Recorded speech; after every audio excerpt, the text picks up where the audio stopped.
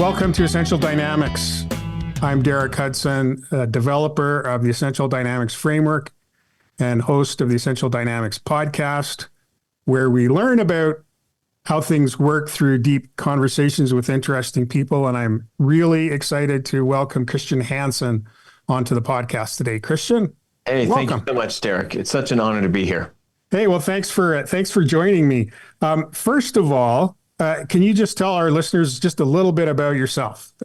Absolutely. So originally from Los Angeles, that's where I grew up, but I got my start working in higher education admissions of all things. And as I was reading and interviewing thousands and thousands of applications, I realized that I had a front row seat at learning what makes people stand out.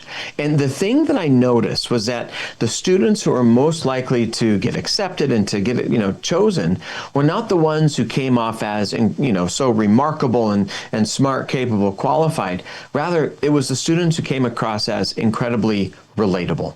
And as my career progressed in running MBA programs, in running internship programs, and working in ultra high net worth financial services, the same principle kept coming up. The people that consistently got ahead and got chosen were the ones who came across as relatable, not remarkable. And so I found that the path to remarkability is in relatability. And how do you do that? And how do you communicate that with people? Well, that's ultimately what I love doing, and walking alongside people in different industries and teams and organizations so that they can truly become more relatable, so they can achieve and do the remarkable.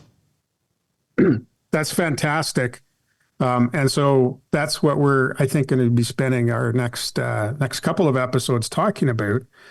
So Christian, you're very focused on this particular problem that you've stated, and you've got the solution, and you're very confident in sharing it. And so I'm honored to have you on the show. And the question for you is, what is it about Essential Dynamics where you think that we can have a worthwhile conversation?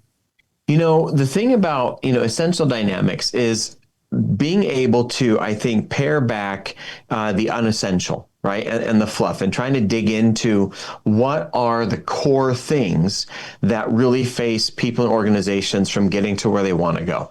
And in understanding, the core foundations of what people are trying to navigate, we need to understand that at the beginning of every single interaction that happens is you have to influence people's perception about you or the solution that you offer.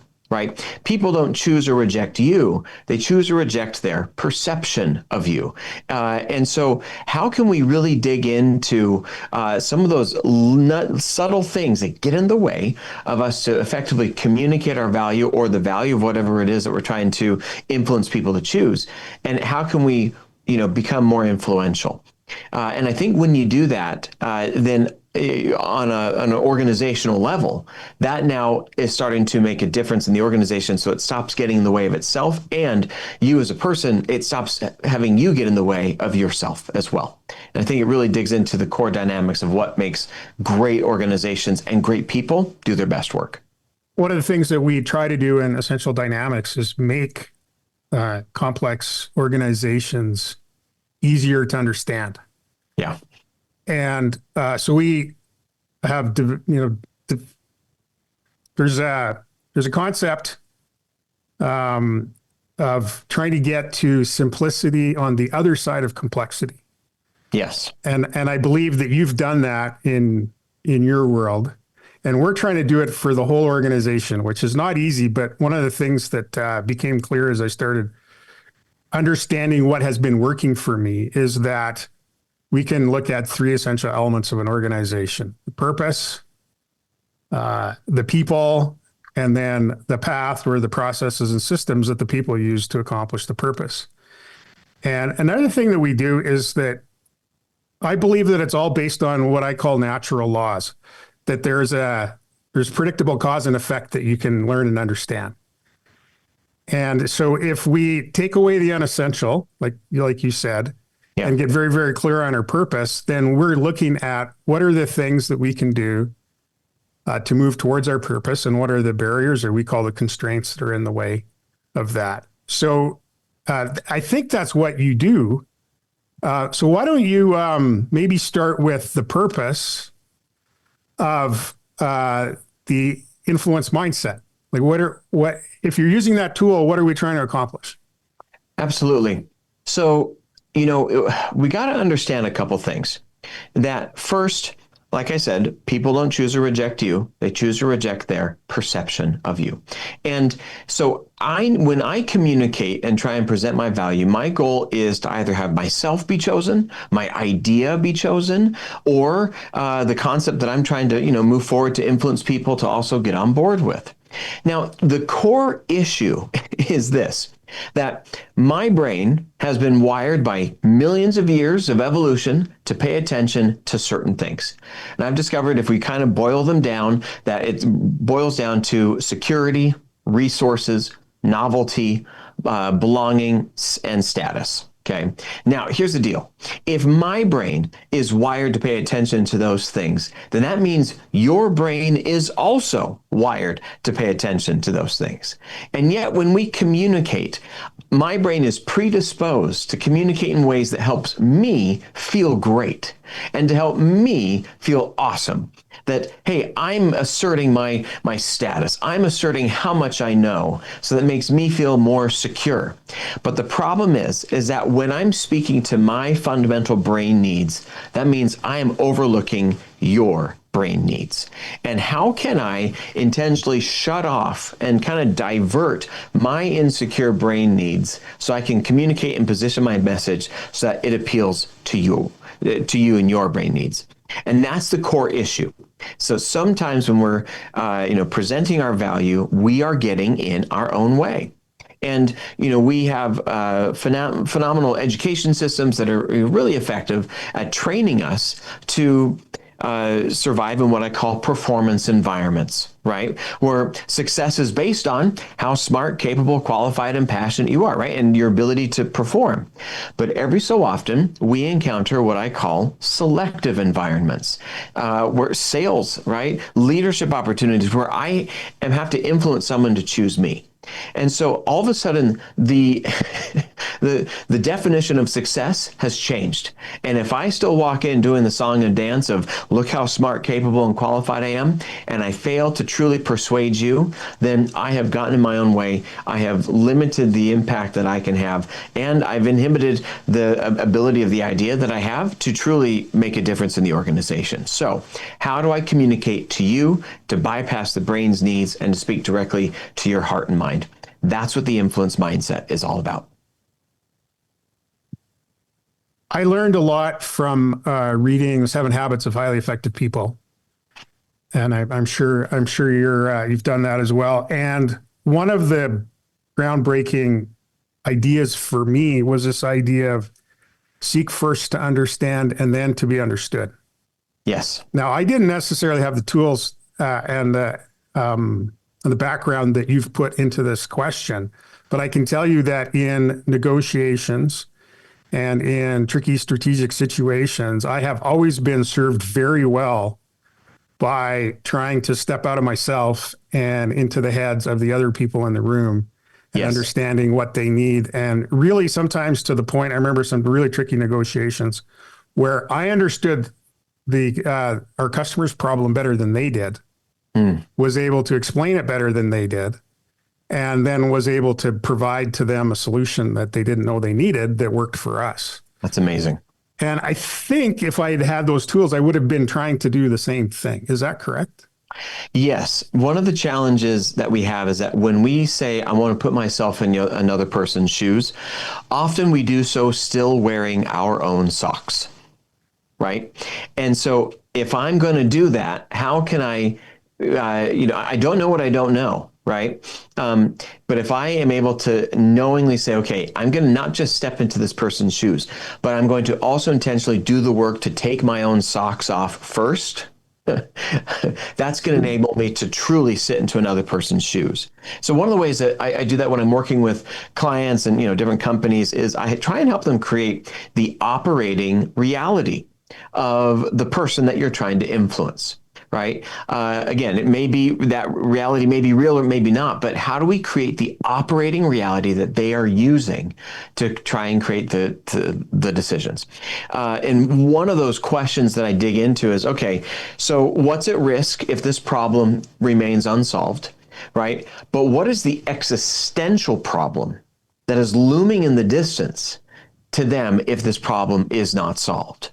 Right, and because looming in the distance of every single thing is a deep and kind of scary thing that's in the distance.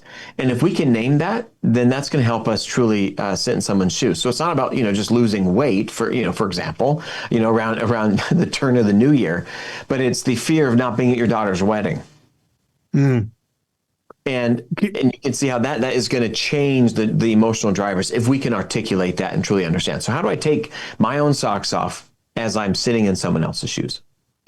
So you learned some of this through the college admissions process, which is, I think, fantastic because you had thousands of data points to Yes. look at. So can you give me an example of an existential problem that a campus recruiter has that the student could get their head into and perform better? Yeah, no, for on the student side, one of the fears that a recruiter has is, we aren't just looking for a well-rounded student, we're really looking for a well-rounded class. And so one of the fears that we have is that someone's going to come in and just be so focused on what they do that they are not able to then also step out and make a big difference and improve the lives of everyone else around them. For example, there's one student who was a very prominent ballet dancer. He was very top in his state and is exceedingly good at what he did. But he made no indication that he was actually going to make the campus a better place when he came. So the question that I always pose to students, if I'm speaking to students, obviously it's very different than when I'm speaking to companies and organizations, is instead of, why are you going to college? My question to them is, okay, so why are you hiring this college? What is the thing that you're going to come and hire them to do so that what's the difference you're going to make on campus so that when you come, you're going to make that difference. And then one day you're going to leave and then turn right around and also contribute back. But if I get the sense that you're just going to come and be stuck in your dorm all day playing video games or coding and not talking to other human beings, that's a problem. Similarly, I think it's really important if we're in a corporate setting to be able to express, okay, this is what I think, this is why I'm hiring this company to help me get to where I want to go. This is why I'm hiring this solution that I'm proposing to help us get to where we want to go. Not just simply, oh, we need to do this, or I want us to do this, but we can say, no, by doing the solution, this is the next step, and articulating that step beyond the object is super, super important. I learned something from a government program representative who was trying to get us to hire unqualified people at our company. Oh, interesting. Because they were hard to employ. And we were not in a position to do that. But I did learn this one valuable lesson from that conversation, so I really appreciate, which was if you're unemployed, you have a lot of problems in your life. And if you get a job, a lot of those problems will go away. And so one of the problems that the candidates had is they looked across the table at the hiring manager and thought, if you hire me, all my problems are going to go away. And so they became very self-focused and they did terrible interviews. Yes. And if they could sit down across the hiring manager, put all that aside and say, since we're here, you obviously have a problem. Yes. And here I am, I'm going to tell you how I can be part of the solution to your problem, then you'll want to hire me. But but you don't want to hire me to solve my problems as an unemployed person. Is that the same idea? Yeah, very, very, very similar. One of the things that, I frequently talk to people, especially in the sales situations, right, is that we got to understand that there are 4 stages of decision making. Okay. First, someone needs to perceive you as relevant, right? That you are relevant to what they're looking for. The second stage is that they need to perceive you as credible. that you can actually do the thing that you say you're going to do, right? You have the background. You've done similar things before. Stage 3 is they must determine that they must feel some sort of connection to you. They have to have some sort of emotional feeling about hiring you, right? Or choosing you. And then the final stage is proving that you are reliable, not just credible, but reliable indicates that you are likely in the future to follow through, right? That the indication. So once you prove that you're relevant, credible, you establish connection and show that you're reliable, you now are able to influence someone to choose you. Now, the problem is, though, is that so much of our language is based in proving our credibility. Right? I've done this before. I've done this for this many years. Look at my track record. Here are the facts, figures, and achievements that I have. However, we got to understand something, that if someone is having a conversation with you seriously about whatever it is you're offering, you need to understand that more often than not, they are in stage 3 of decision-making process, which is the connection process. How do they feel about you? So for example, when I was the associate director of an MBA program in Southern California, I'd get an application. Right? And it was a student, right? They have the background and everything. Okay. They have the scores that we're looking for. This is a relevant student for what we're looking for. Next, my mind shifted. Okay. Are they credible? Can they actually do it? And I looked at the letters of recommendation. I look at the resume. Yep. They look pretty credible. Now I enter into, okay, so how do I feel about this student? Are they going to play nice in the sandbox? Are they going to get on with everybody else? Well, I don't know. So I would invite them now to an in-person interview. And what was fascinating is that I now am at stage 3. How do I feel about this student? And time again, they'd come in and be playing on the first 2 stages. Well, I'm relevant. Well, yeah, I know. That's why you're here. Well, I'm credible. Look at my background. Again, I agree. You wouldn't be here. I wouldn't be having the conversation with you if I didn't implicitly agree that you have some basis in credibility. I'm trying to see, how do I feel about you? And yet, in sales, the same thing happens all the time. Someone is saying, I want to have a conversation with you. They are in, most likely, a connection decision-making space. And yet, if you walk in playing the fiddle of saying how relevant and credible you are, you're going to miss them to where they're at. So how can we intentionally err on the side of speak in terms of building connection? That's usually the way that always ensures that you're speaking exactly to the decision-making space where the other person's at. So what are ways to make that connection then? Yeah, there's a number of ways to make the connection. So we got to understand that I believe that influence is the product of when competence is combined with connection. Okay, when you have competence and connection together, you've now created influence. Now, in isolation, okay, competence without connection is just noise because everyone else is competent. Similarly, connection without competence is just charm. And again, I dig into this in my most recent book, The Influence Mindset for Sales Acceleration, where I cover the 7 EQ brain hacks that make people choose you. So one of the steps, though, that we can use to create connection is first understanding, number one, that my brain is seeking to be the noisy person that's making me feel great, and I'm predisposed to ignore your brain's needs.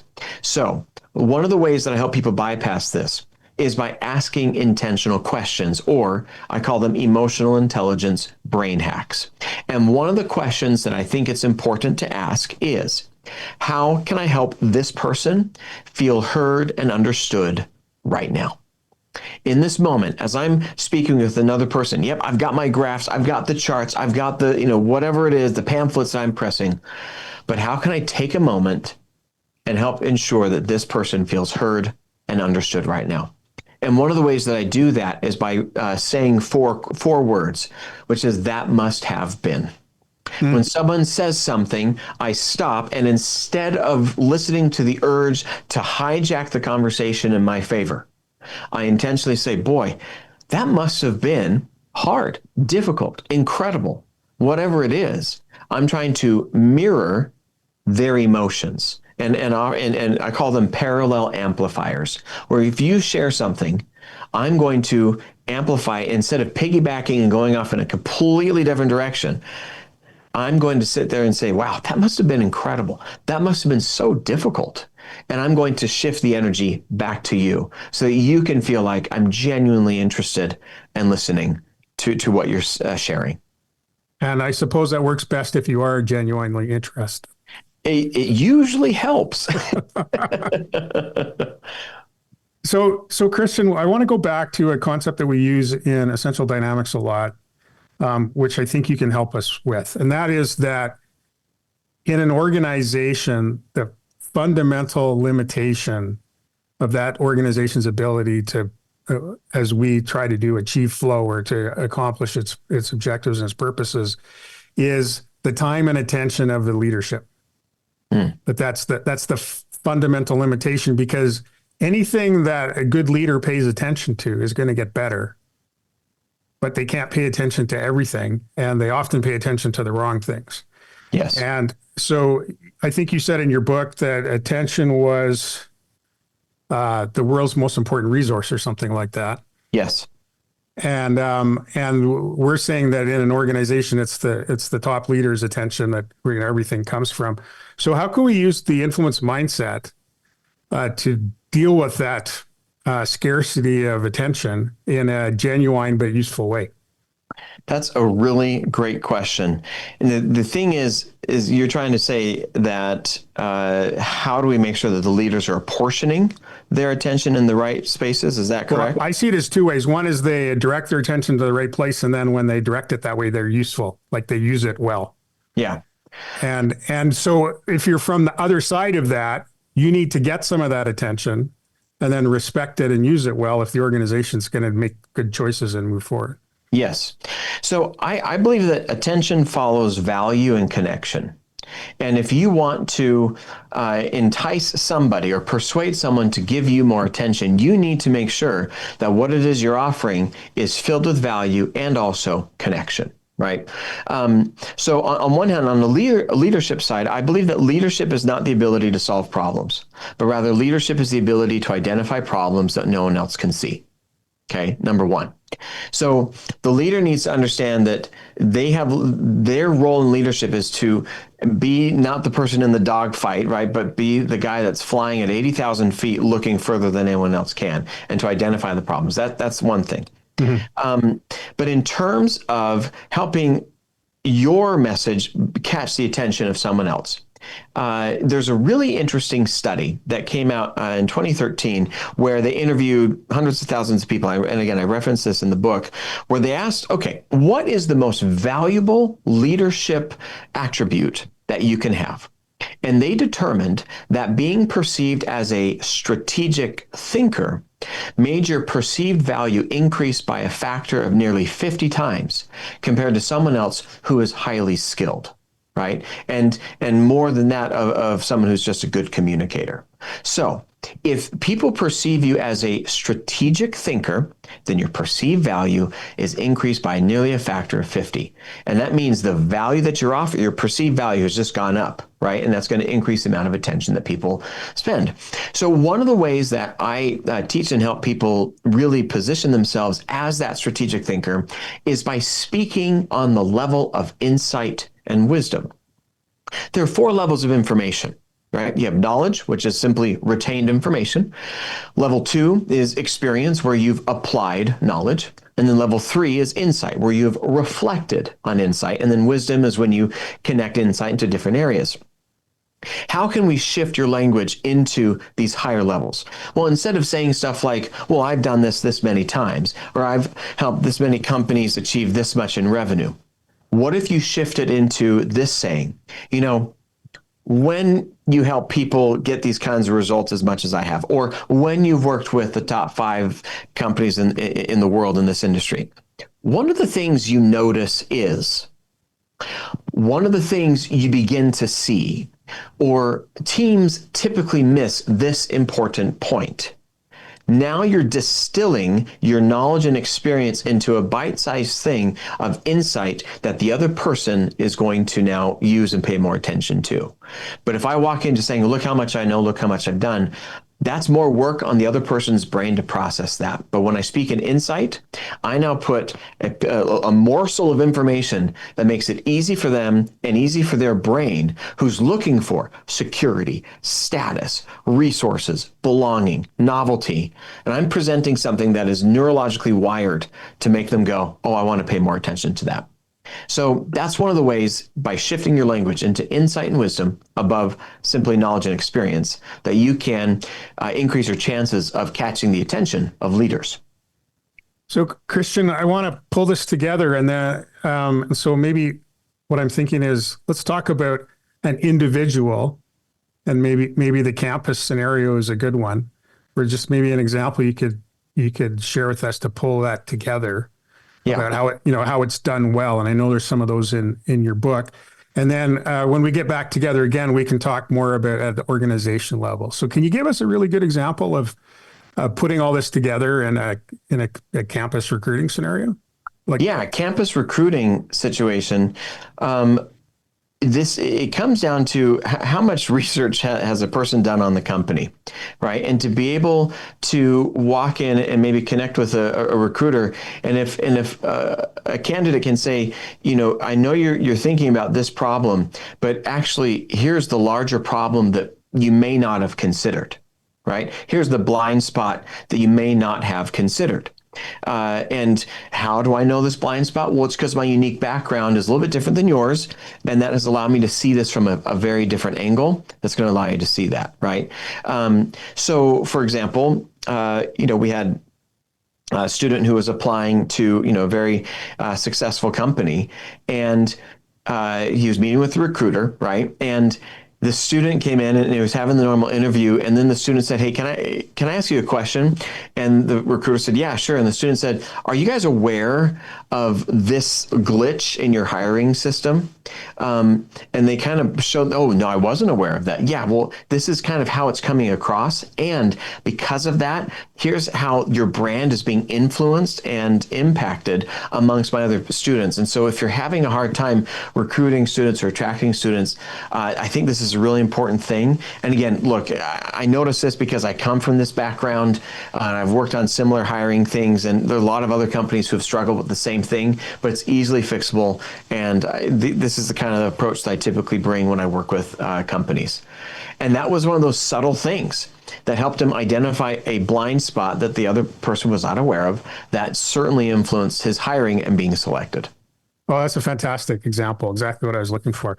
All right. Well, we're going to wrap up this one, but Christian, tell us the name of the book or the books that you've been referring to, and where we can find you online. Absolutely. My most recent book is The Influence Mindset for Sales Acceleration, the 7 EQ brain hacks that get people to choose you. And it's on Amazon. I'm also on LinkedIn at Christian L. Hansen. Also, my website is The Christian Hansen. That's Hansen with an E-N. None of this O-N business. We don't talk to the O-N Hansens. They took our cabbage in the 12th century. We're still pretty upset by it. But thechristianhansen.com. You can learn more there. Awesome. That's great. I think I have ancestors from Denmark as well, if that's where the Hansens are from. Yep. So Christian Hansen, thanks very much for being on the podcast. Bryn Griffiths, thanks for helping us out as well. I'm Derek Hudson. You can find me at getunconstrained.com. And until next time, consider your quest.